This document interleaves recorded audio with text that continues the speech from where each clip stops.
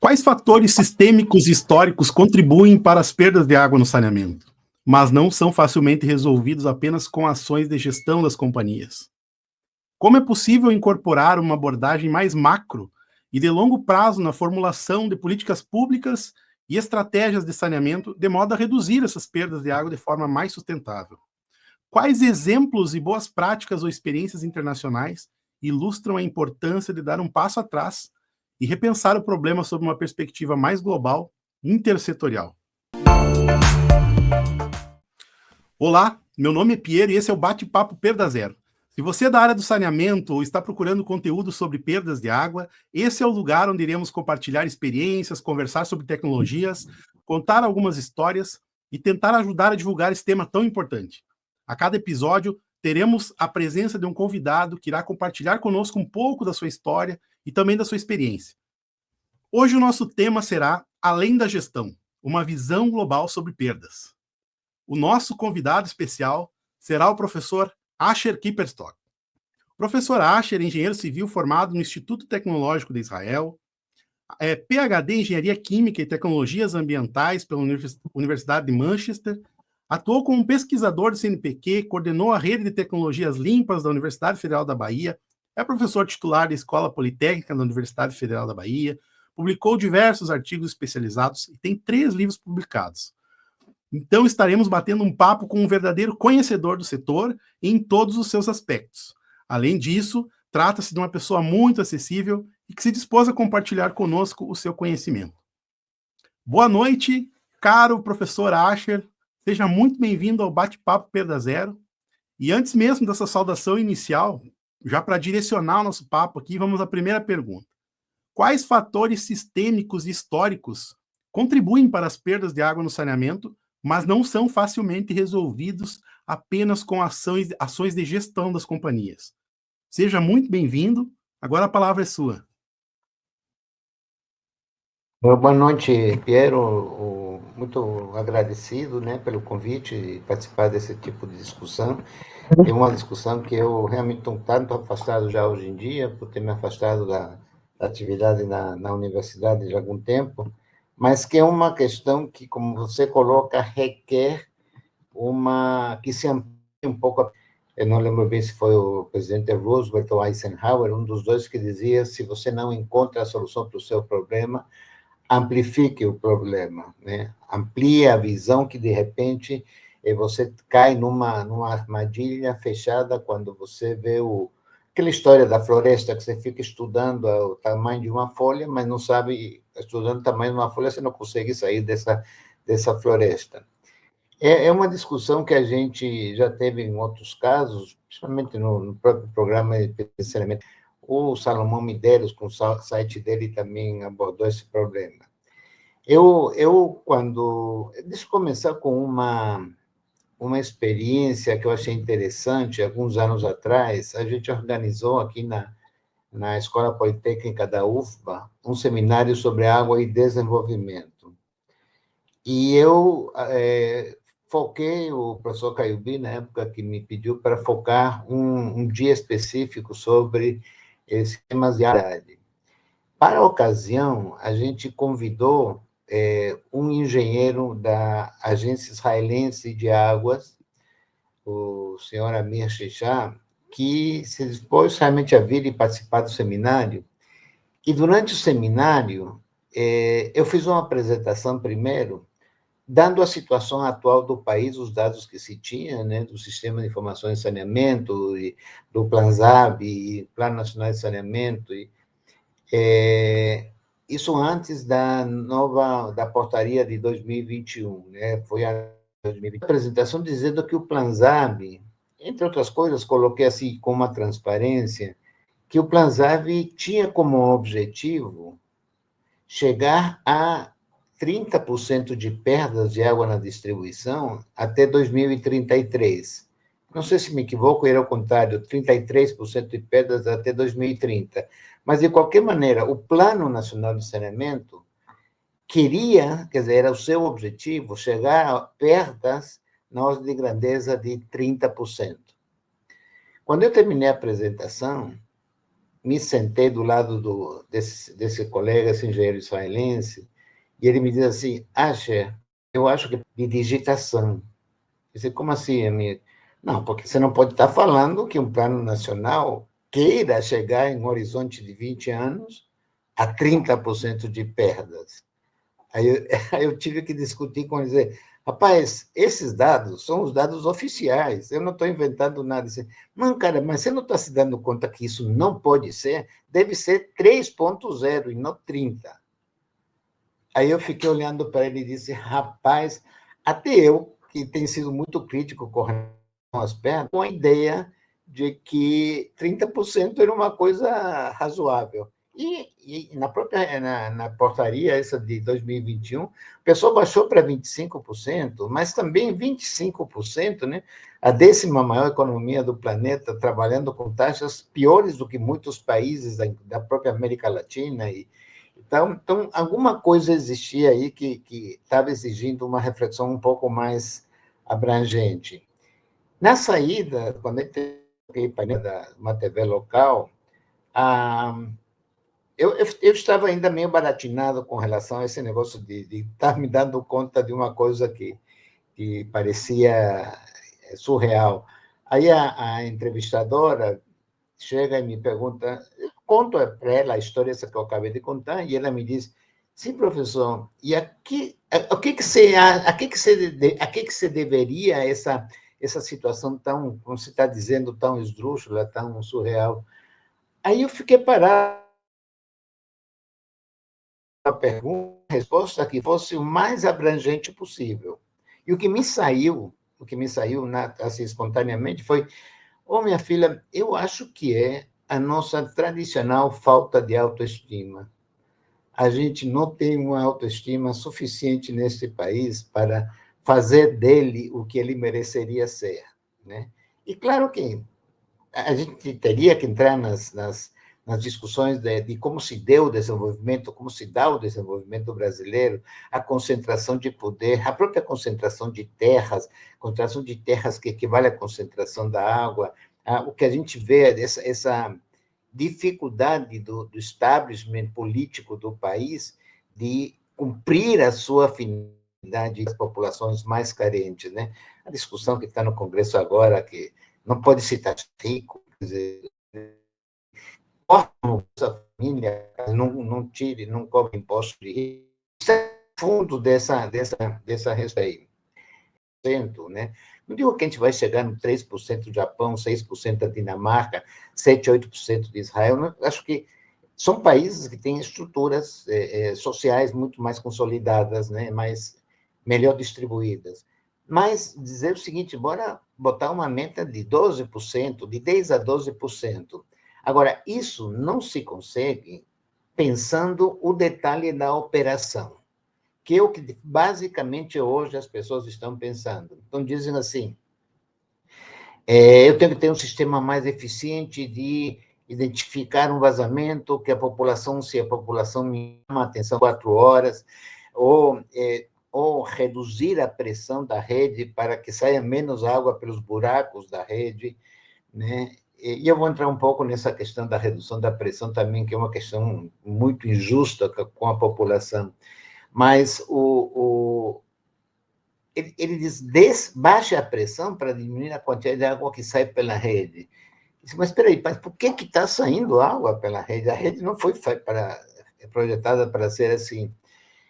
E o que acontece é que o pessoal não está fazendo uma gestão adequada dos seus equipamentos, do seu capital. Então, você tem redes ultra obsoletas, pode ter redes de 40, 50 anos, e você não tem uma política, um gerenciamento estruturado para manter aquela rede em condições operacionais de projeto ou próximas de projeto. E aí o caso que o colega lá da Agência Israelense de Água citou é o seguinte, olha, a Agência Israelense de Água os sistemas municipais de saneamento, que sejam sistemas de um município ou de um consórcio de municípios. Então, o ente que seria nacional, não é federativo, porque lá não é uma federação, o ente nacional, ele define as metas que os sistemas que as instituições, as empresas, os consórcios que operam o sistema de abastecimento de água têm que respeitar. E não é respeitar apenas como aqui que acontece no caso da portaria de 21, a recursos de financiamento. Ele tem que respeitar porque são concessões públicas que têm que ter um comportamento adequado com o que se espera da relação meio ambiente e sociedade que eles regulamentam. E aí, no caso de Israel, é o seguinte, diz assim, ele diz que ele tinha, enquanto engenheiro da agência de águas, um mapeamento preciso de cada sistema com as idades das redes. Então, redes que tinham já uma depreciação de quase... Veja bem que ele nem usa o conceito de tempo, mas depreciação, porque você pode ter com materiais de melhor qualidade, mais tempo com menos depreciação, pelo uso, pelas diversas condições. Se quando a rede, um setor ou de um sistema inteiro, chega a 20%, você é obrigado, e o pessoal te obriga o consórcio, a empresa, a apresentar um plano de renovação de 3% da rede ao ano. Acho que esse é o número. Posso estar enganado com algumas partes desses números. Mas, e se você está com uma depreciação de 25%, você tem que trocar 5% a ano. Quer dizer, 5% da rede, em 20 anos, você está com uma rede nova. E com essa colocação, veja bem, se desloca o problema da área operacional para a área de gestão de ativos. Fui, então, com esse número na cabeça, que nunca tinha me vindo à cabeça, fui lá procurar, na empresa aqui do Estado, o setor de perdas de água. E falei, não tinha uma simpatia mútua, então o cara me recebeu muito bem e diz assim, ô fulano, qual é a taxa de renovação das redes da empresa? Aí ele me disse, não sei. Quer dizer, a pessoa responsável pelo setor de perdas não tinha noção de qual era a meta de renovação da rede de água da sua companhia. Aí eu disse assim, mas vem cá, então deixa eu dar uns números assim. Lá em Israel, para tal depreciação, você troca 3% da rede ao ano ou 5% da rede ao ano. Aí ele olhou para mim e disse, olha, não sei, mas se eu for dar um palpite, não chega a 1%. Não existe nenhum plano de renovação das redes. O que há, sim, é quando se faz uma obra específica. Por exemplo, na urbanização aqui no centro da cidade de Salvador, alguns anos atrás, o pessoal escava para ver as redes de esgoto, drenagem, pavimentação nova, essas coisas. Aí encontram essa rede que vem. É bom logo aproveitar para recuperar a rede. Mas as empresas, e aí não quero fazer uma afirmação geral, porque não conheço a realidade de cada uma das empresas, cada um dos sistemas municipais, estaduais, em geral, no que eu conheço, não tem uma política de investimento para a manutenção das redes, manter elas em estado operacional, o devido estado operacional. E aí me vem a pergunta, e por que não tem?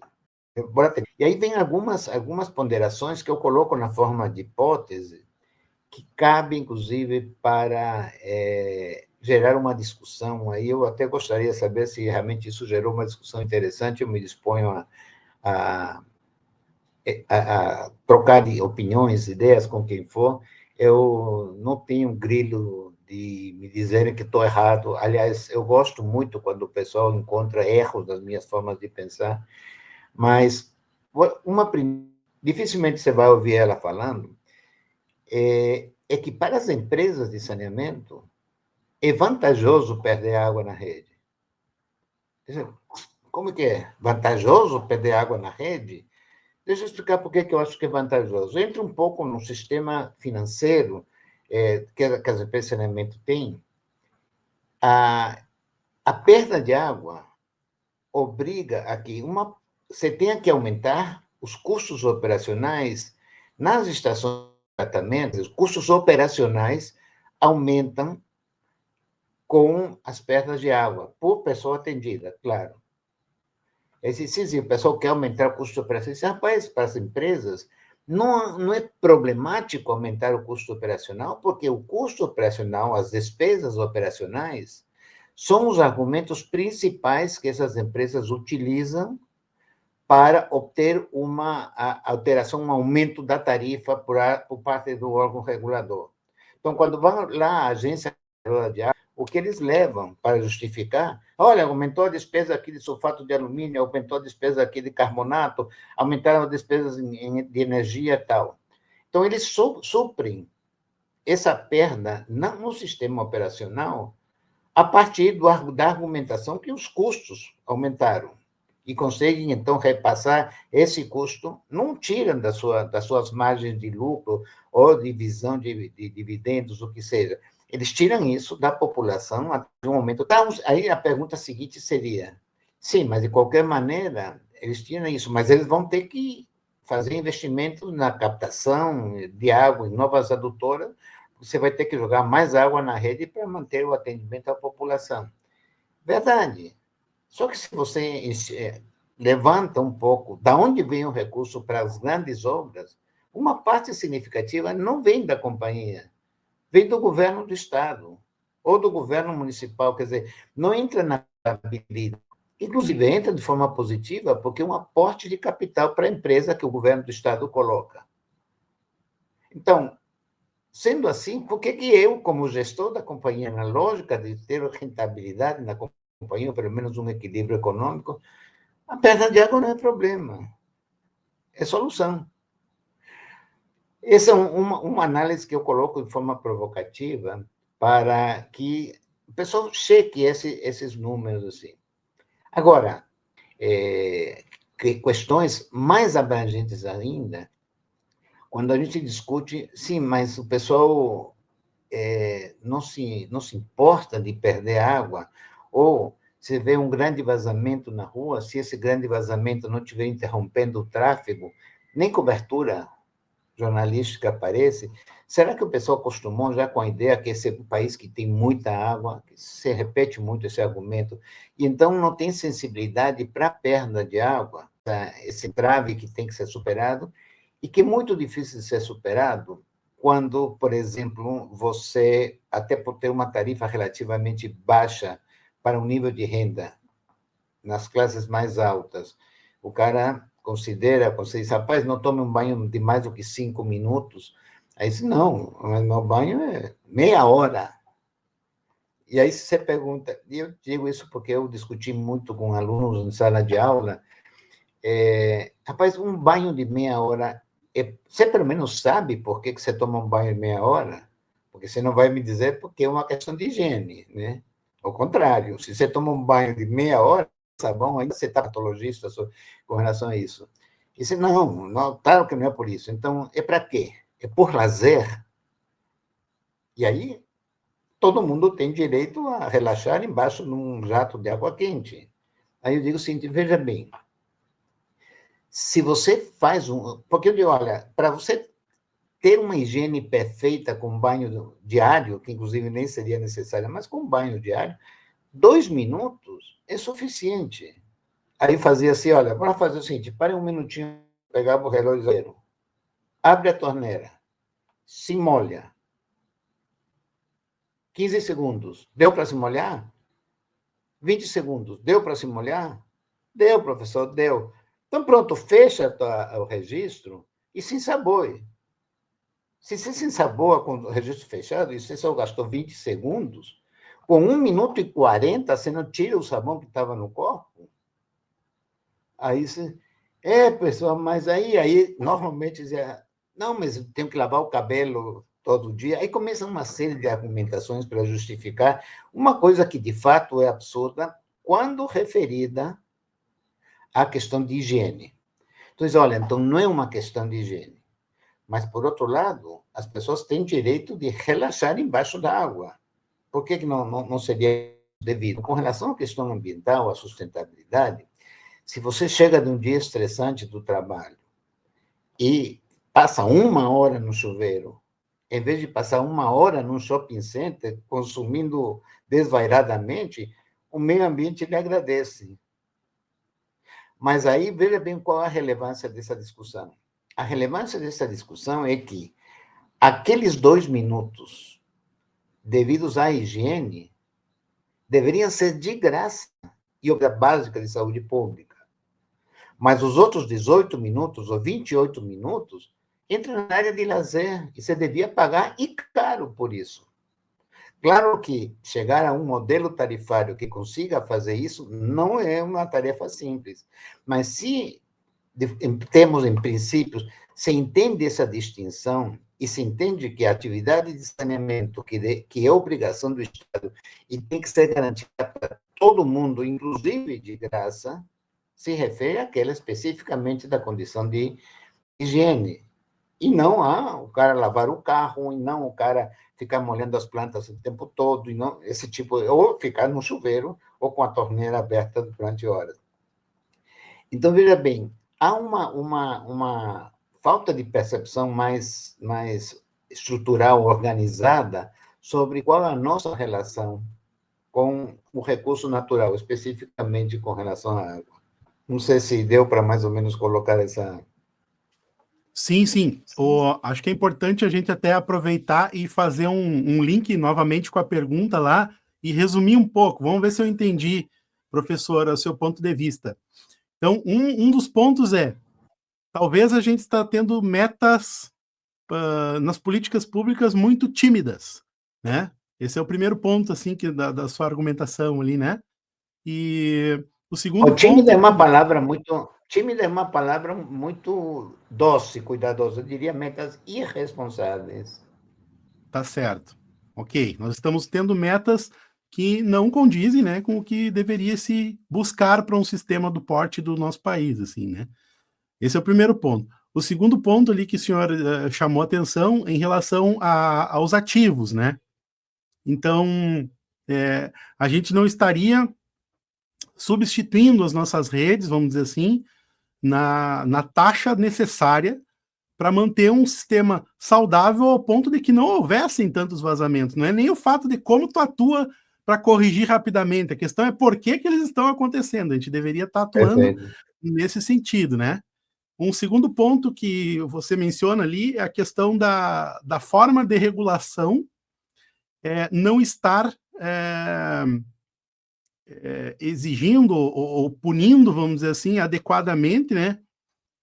Não, Primeiro ponto é esse.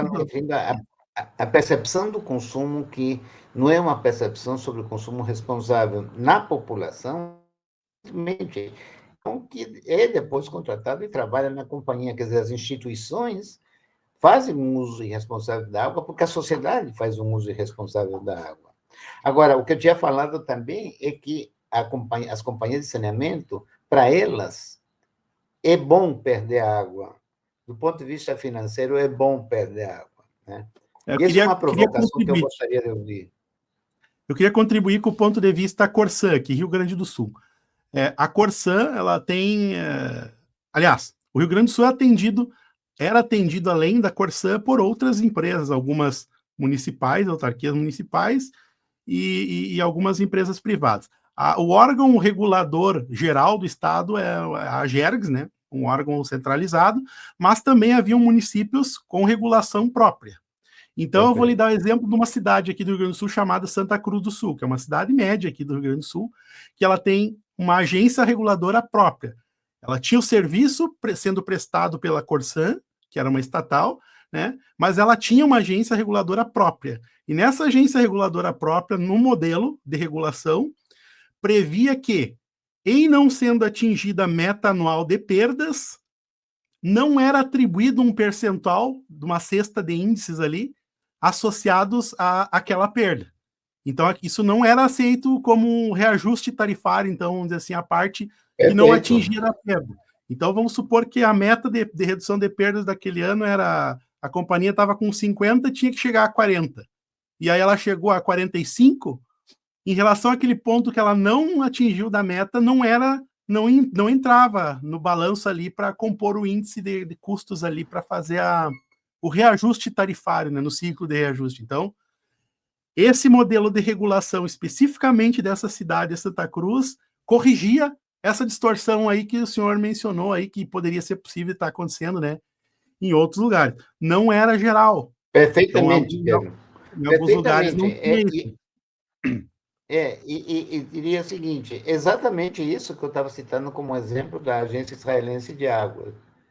Você tem uma meta definida por um órgão regulador e se você não cumpre o teu contrato de concessão, está falho, você não está cumprindo, e aí sujeito às penalidades, como, por exemplo, não se dar aumento, condições de aumento tarifário ou outras coisas, né? Aliás, por acaso, eu conheço Santa Cruz do Sul, tem uma universidade, acho que é a Unisc, não é isso? Eu fiz Isso. algumas palestras lá na Unisc, e Santa Cruz do Sul é uma cidade, para os padrões brasileiros, bem estruturada, né? Bem urbanizada, com as largas, bonitas e tal. Então, e como a realidade não cheguei a conhecer a periferia de Santa Cruz do Sul, mas imagino que não é nem parecida com as cidades mais pobres do interior de São Paulo, Rio de Janeiro, Mato Grosso, para não cair naquela história que miséria só tem no Nordeste, não, tem no país inteiro, né?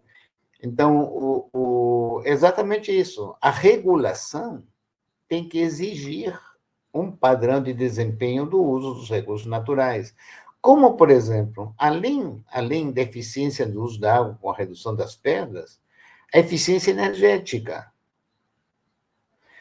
E vou complementar o exemplo que eu tinha falado sobre energia, que é um método corriqueiro das empresas reduzirem as perdas, é reduzindo a pressão da rede. Primeiro que as empresas não mantêm uma pressão de 10 metros de coluna d'água, que estaria na norma. Por que eu digo isso? Porque aqui, pelo menos, em muitas companhias, as empresas concessionárias obrigam o usuário a ter um reservatório no nível do chão, como se ela só tivesse responsabilidade de colocar água no reservatório no nível da rua, quando, de fato, eles deveriam colocar água no terceiro andar. Então, todas as residências, que são a grande maioria das residências nesse país, não atingem 3 andares, deveriam ter água da rede, atendendo diretamente qualquer instalação hidráulica no terceiro andar. Mas não, aqui você joga, de fato, essa água no nível do chão e obriga o usuário a bombear essa água para um reservatório superior. Quer dizer, na hora que você reduz a pressão da rede para reduzir as perdas, você está transferindo para o usuário uma parcela do custo energético, que é o principal, depois da mão de obra, o principal custo da companhia de saneamento. E não recebe nada por conta disso. Né? Ele tem que recalcar essa água, que deveria ter uma pressão da rede para chegar lá 10 metros. E se você for olhar, eu não sei se estou errado ou não, mas países como Israel, por exemplo, a pressão, e com pernas muito baixas, a pressão mínima da rede é 30 metros, em alguns casos chega a ser 50 metros a pressão que que a empresa coloca na entrada do teu prédio. Com isso, você elimina boa parte dos problemas de qualidade da água, porque você elimina ou reduz o tamanho dos reservatórios domiciliares. A pessoa fica dizendo, não, lave seu reservatório a cada 6 meses, porque deve ter entrado um rato comendo. Não é, não. A sujeira que entra no reservatório vem da rede. E por que vem da rede? Porque, como ela tem vazamento e não operam com a pressão constante positiva, quando tem a pressão positiva, a rede vaza, fluidifica o entorno da rede, e quando para, por qualquer motivo, na intermitência, se gera um vácuo que traz essa água de volta para dentro da rede. Então, a questão da não haver intermitência no sistema de distribuição da água é mais uma exigência que toda agência reguladora deveria ficar muito atenta para não permitir. É absurdo uma rede de distribuição de água ter intermitência no abastecimento. Tem que ser pressão mínima, no caso da norma brasileira, acho que 10 metros, ou 20, 30 metros de pressão permanente, sem vazamento. Mas você só consegue isso se tua rede for atualizada em termos de materiais e tecnologia de forma adequada. Então, só para resumir o ponto, nós estamos adotando uma prática de reduzir a pressão nas redes com o objetivo de reduzir perdas, No entanto, esta prática está gerando uma transferência de um custo energético que deveria ser da empresa de saneamento para o cliente final, que vai acabar bombeando com sistemas bem menos eficientes, inclusive, que a companhia teria condições com sistemas maiores, né? Então a gente está, Perfeitamente. né, transferindo um problema e ainda tornando ele mais ineficiente, porque se a gente deixasse na conta das companhias com sistemas maiores, provavelmente eles poderiam ser mais eficientes, né, na aplicação desse bombeamento. É muito interessante esse ponto de vista aí. Pois é, eu gosto de uma pessoa que tem experiência com operação nas companhias, que acha interessante essa ideia, porque é uma ideia que você não discute aí, quando você vai lá, o pessoal nem se toca. A injustiça de você cobrar pela água chegar com uma pressão mínima na tua residência de 10 metros, e sem não dar essa pressão mínima na entrada sequer da edificação, do prédio. Mas é justamente esse ponto da mudança de mentalidade. No momento que tu seta a tua mentalidade para o seguinte: olha, eu tô acostumado a vivenciar uma operação onde as redes são precárias. Então, onde a rede é precária, eu vou ter que trabalhar Exatamente. com baixa pressão. Mas no Claro. momento que se muda essa mentalidade para uma mentalidade de renovação de ativos, olha, eu não vou trabalhar com redes precárias. Eu vou ter uma renovação permanente dos meus ativos a tal ponto que eu possa elevar a pressão e eliminar essas ineficiências. Então, é realmente uma Essa, nova essa, mentalidade em relação ao tema, né? agora, veja bem, quando você fala nova mentalidade, pareceria como se isso fosse uma coisa, uma inovação, uma descoberta. Rapaz, é o normal em qualquer país que tem um sistema de saneamento razoável. Para o nosso caso, a gente acha isso uma coisa incrível, cara, né? Descobrir Ok, isso. ok, mas nós estamos há 50 anos aí, né? Com essa situação de perdas que aí estamos. Então, essa mentalidade, esse paradigma aí precisa ser, né, de alguma forma Sem ser dúvida. corrigido, né, professor? Agora, deixa eu complementar. Dentro da lógica de amplifique o problema para melhor entender, por que não se tem essa mentalidade? Eu vou dizer, qual é a minha interpretação? É porque existe um sistema de dominação social em países como o nosso que faz com que as pessoas mais ricas não sofram com esse problema. Quem sofre com esse problema são as populações carentes. E a estrutura política secular é de retirar condições das pessoas carentes em prol das pessoas que concentram a renda. O exemplo mais claro disso é a distribuição fundiária no Brasil. Quer dizer, você tem fazendas de centenas de milhares de hectares e o pessoal acha uma loucura haver um mínimo de distribuição de renda através dos movimentos sociais para o sujeito ter uma terra de 40, 30 hectares. E a água também obedece essa lógica. Quem tem, por isso, um pouco, se usa sistemas de irrigação que são extremamente perdulários. Eu acabei de passar agora aqui, perto da região da Chapada Diamantina, tem uns. Se você pega uma fotografia, ele até sugiro que você procure aí no Google Earth, a região de Mucugê. É um município que fica no local mais ou menos das nascentes do rio Paraguaçu, que é o rio principal que atende Salvador. Se você pega o Google Earth, de repente começam a aparecer umas bolinhas. Quando você chega mais perto, é um mosaico de centenas de bolinhas, em que cada uma delas é um pivô central de 1 hectare. Pivô central, quer dizer, a pessoa distribui a água, jogando ela nos sprinklers do pivô central, criando uma nuvem de água que boa parte dela é arrastada pelo vento e se perde. E aí, quando você pensa, não, queria água proprietária, diz, não, aí não tem para você isso. Então, essa lógica de que quando não atinge a pessoa de melhor condição econômica, não há problema. Se acontece que isso atinge o pessoal mais pobre, é problema dos outros. E veja Verdade. isso que eu estou falando, como se reflete perfeitamente nas nossas discussões no Congresso Nacional sobre a reforma tributária. Exatamente isso.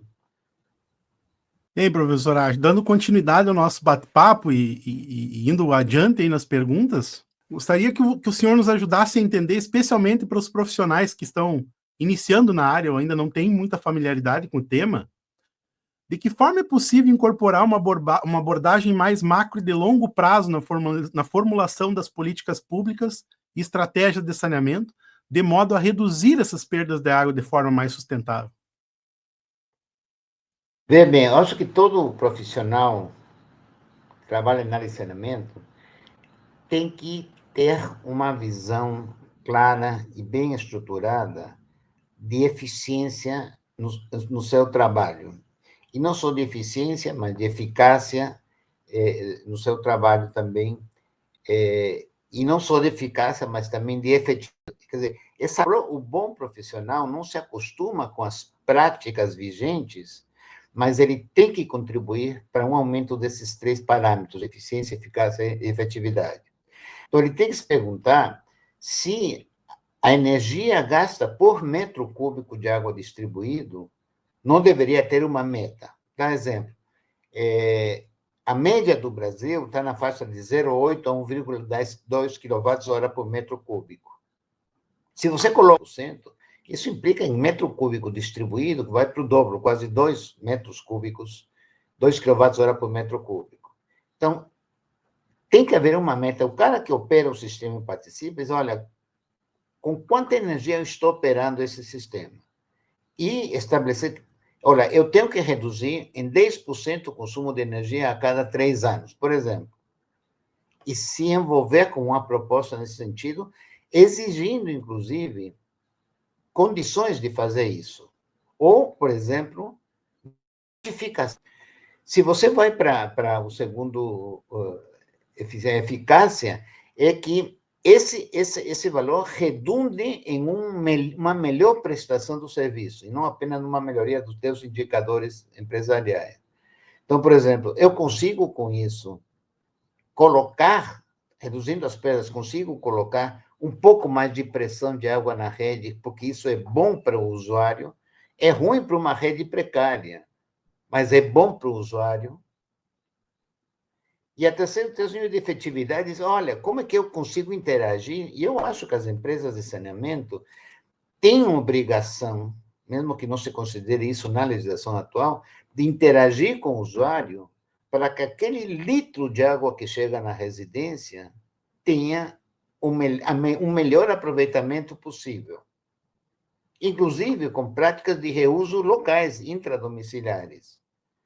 Eu acho que qual é o órgão que está mais próximo desse problema e entra no domicílio com água e sai com o dinheiro do sujeito daquele microlocal, se não é a companhia ou a empresa de saneamento estadual, municipal, quem seja. Os profissionais, principalmente os novos, que entrem nessas concessionárias e empresas ou trabalhem nos projetos de consultoria, toda a área que o saneamento emprega, com uma visão de que tem uma função, ele tem que ter uma função com aumento da eficiência, da eficácia e efetividade do seu serviço, eu acho que, de repente, começa a surgir de dentro da companhia, se sai um pouco dessa acomodação, diz, não, eu estou fazendo meu serviço de 6 horas, até logo, vou embora para casa e acabou. Aí 60% diz, não, mas sempre foi assim. Né? É Você conhece a uma. história tem Sim. essa história aí dos macacos, que o pessoal faz um experimento e pega um macaco dentro de um poço e coloca um cacho de banana, e o macaco vai em cima do cacho de banana, mas que chega perto, o pessoal joga um jato de água gelada nas costas. Aí ele recua. Aí pegam metade desse público, desses macacos, retiram ele, colocam novos que nunca levaram um jato d'água nas costas. Aí eles vão avançar, já não avançam porque sabem que...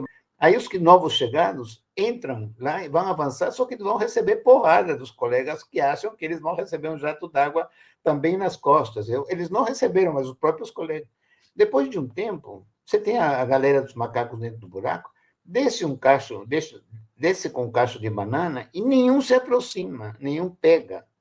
Aí chega um novo pesquisador no grupo, olha para baixo e diz, rapaz, Eu sempre soube que o macaco vai querer pegar a banana em todo lugar que eu já trabalhei assim. Aí sempre foi assim. Então, um novo Temos isso profissional também. chega numa empresa com esse tipo de visão e acha que tem que ser assim mesmo, que é assim que o sistema de saneamento funciona.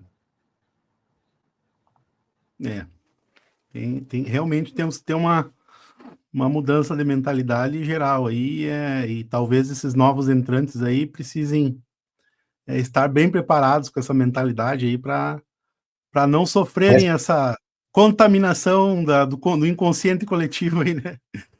Eu deixo dizer uma coisa: a necessidade da mudança de mentalidade, todo mundo vai concordar. Me diga como é que se faz isso. Só para colaborar, assim, tem um ponto que é o seguinte, ó, o saneamento, as experiências, pelo menos, que a gente teve aqui na Corsan, ele, ele é muito demandante de mão de obra. Então, é um dos tipos de negócios que requer muita mão de obra. E mão de obra é um calcanhar do nosso país, mão de obra e mão de obra qualificada. Então, o que acontece? Se tu tem uma mão de obra e tem duas ações para fazer, quais são as ações que tu escolhe? Digamos que tu tem um profissional e tem que fazer uma ação comercial ou uma ação operacional. Tem que trocar um hidrômetro ou tem que consertar um vazamento? Tu vai botar o cara a trocar o hidrômetro. Por quê? Porque a substituição do hidrômetro, ela traz caixa de imediato para a empresa, né? Então é um dinheiro Perfeito. que entra rapidamente, apesar de ser menor.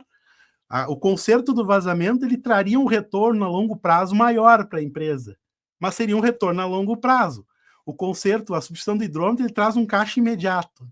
Então Claro, também tem mas essa perspectiva, né, de que o comercial ele é preferido em relação ao operacional, né? esse teu exemplo casa com aquela colocação, aquela provocação que eu fiz, que não se diminui em pedra porque é interesse econômico da companhia. Como você diz agora, o que interessa para ela é faturar no hidrômetro mais. Realmente, quando é colocado em perspectiva, assim, a prioridade realmente ela acaba pendendo para o lado econômico, não adianta, né? É. E é lógico, é compreensível sob o ponto de vista de um negócio, mas não é sustentável? Essa que é a pergunta, né? Quer ver uma coisa? Isso se agrava tudo a tendência de terceirização dos serviços. Sim, Terceirização dos serviços. Veja bem, para uma empresa privada que não tem um compromisso de prestar contas a um contrato, onde que a efetividade no uso da água poderia interessar ela do ponto de vista econômico? Agora, não digo também que as empresas públicas tenham essa preocupação toda. Eu sei muito bem que não tem, né? Mas tem que enxergar que esse processo de terceirização e privatização tem que se ter com ele muito e parar os problemas que não é a solução de todos os problemas. Até porque a maior parte das instituições que trabalham com água no mundo são públicas e municipais. tá certo. Bom, professor Asher, o nosso país vive aí há anos, para não dizer décadas, né? Num nível de perdas que a gente considera inadequado, né? Isso evidencia a importância de colocar esse problema numa escala mais ampla, né? Quais exemplos de boas práticas ou experiências internacionais ilustrariam aí a importância de dar um passo atrás e repensar o problema sobre uma perspectiva mais global e intersetorial? Olha, eu conheci a modelo israelense de gestão da água, se bem que hoje em dia, rapaz, com a desgraça que está acontecendo naquela região aí, fica até meio banal falar de aspectos. Tem gente morrendo, é um horror o que está acontecendo naquele lugar. Tem gente matando para não perder o cargo. É uma coisa terrível o que está acontecendo. Mas o sistema de gestão da água, com foco na gestão, e na gestão que impulsionava a inovação tecnológica.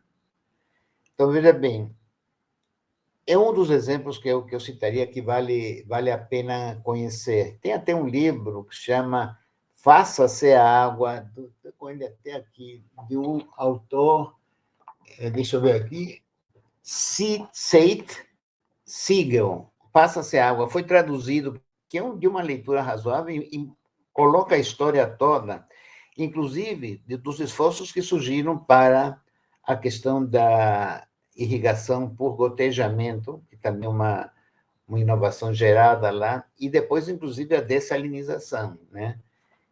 Agora, observe o seguinte, hoje em dia, para saber uma coisa assim que atenta para a inteligência universal, você tem estados do país que têm 40 pernas, que água que não se perde, aquela que efetivamente chega na residência, quando utilizada, transformada em esgoto, é jogada no mar,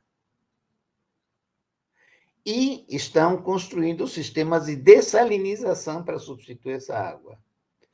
Ver bem o que significa. Estados que transportam a água, ou têm que pagar, não sei se pagam pela energia de transportar 400, 800 a água, não chega na residência senão a metade disso, e aquela metade que chega na residência é jogada no mar. O emissário submarino é um crime ambiental, não do ponto de vista do mar, do ponto de vista do uso racional da água. Por que eu digo isso? O esgoto sanitário, em média, tem uma concentração de sólidos totais na faixa de 1.000 miligramas por litro. Isso tem tanto os sólidos sedimentáveis, quanto os sólidos de suspensão, quanto os sólidos dissolvíveis. Deve ser 250, vai depender da qualidade da água do manancial. A água do mar tem 35 mil. Uma tem 1.000 e outra tem 35 mil. Em vez de você pegar aquela que tem 1.000 para aproveitar, você joga ela no mar para uma diluição de 35 mil miligramas por litro, para depois ter o trabalho de tirar esse sal para abastecer a distribuição. E o custo desse tratamento, hoje em dia com membranas, diretamente proporcional à construção. Você vê como que, quer dizer, o pessoal quer achar o que é moderno, não faz o básico e se acha moderno por estar já entrando na área da dessalinização num país que tem a quantidade de água que tem, né? Deixa eu dizer uma coisa também, uma outra pessoa de uma empresa, foi israelense também no caso, veio para um seminário, acho que foi no Ceará, e pediram sobre dessalinização. Aí ele diz assim, olha, eu vou responder a minha visão, mas vocês devem estar sabendo que quando vocês estão discutindo a dessalinização da água num país como o Brasil, vocês estão assinando um atestado de incompetência profissional. Ninguém respondeu a isso daí. Agora, o que acontece? Aí o pessoal pega o exemplo de trazer uma empresa que faça dessalinização, que é uma técnica já completamente dominada e com uma rota de aumento de eficiência, 8 kWh de metro cúbico para 5, 4, as grandes estações de hoje, e já hoje se pensa em 2 kWh por metro cúbico na dessalinização. Agora, como que aconteceu isso, voltando no exemplo de Israel, ainda que... Você sabe quando é que Israel começou a dessalinizar a água do mar? Isso tem assim, umas 2 décadas. Quando os agricultores reclamaram suficiente esgoto para as suas culturas.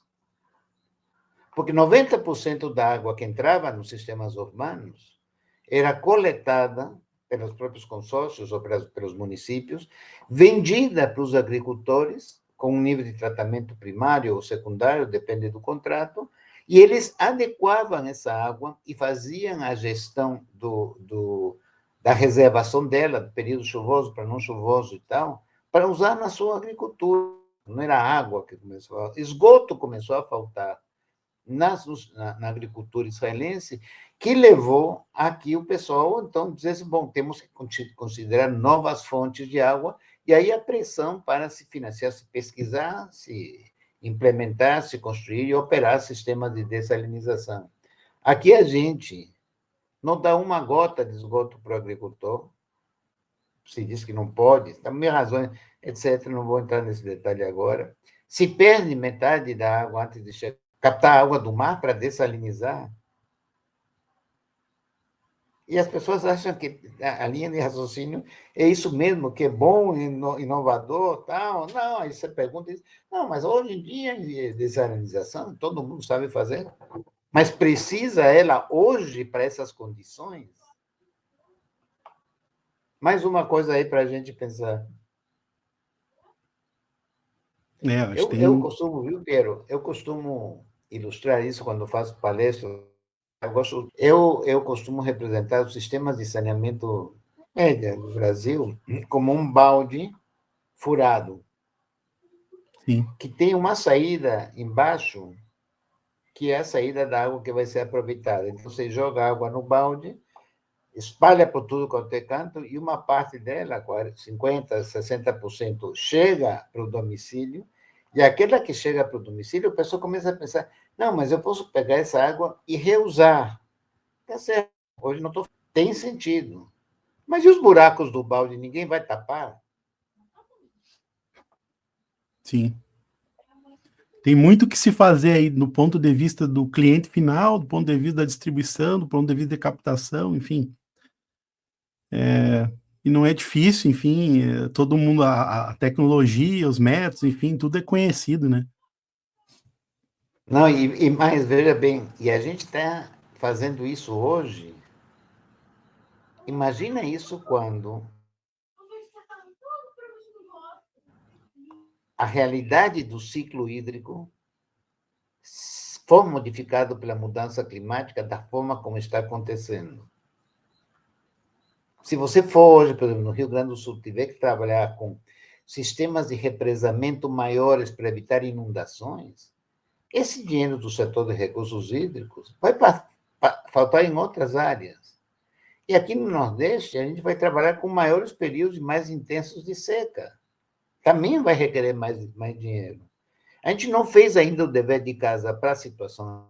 Não, tem que fazer no próximo ano o nosso dever de casa. Bom, professor, estamos chegando ao final aqui do nosso bate-papo. Oi? Lamento muito deixar você mais preocupado e os ouvintes também ficarem mais preocupados, Não, mas não, foi temos ótimo. que ser realistas. Enfim, a gente está chegando ao final do bate-papo aqui, muito bom. Gostaria de agradecer imensamente pela sua participação, pela generosidade em compartilhar seu conhecimento aí conosco. E aproveito também para pedir, como eu tenho pedido aí a todo mundo que tem participado, para deixar uma mensagem final de motivação, né? Para quem acompanha e deseja fazer diferença nessa jornada das perdas d'água do saneamento aí. Muito obrigado, professor Asher. Fique à vontade aí nas suas considerações finais. Pero, eu vou fazer uma consideração curta, rápida e simples. Vamos ter um pouco mais de autoestima, mas não autoestima apenas para mim, minha família ou minha classe social. Autoestima para o país como um todo, para uma nação de 200 milhões de pessoas. É o que a gente tem que fazer. Muito Obrigado. bom, muito obrigado aí. Boa noite, professor.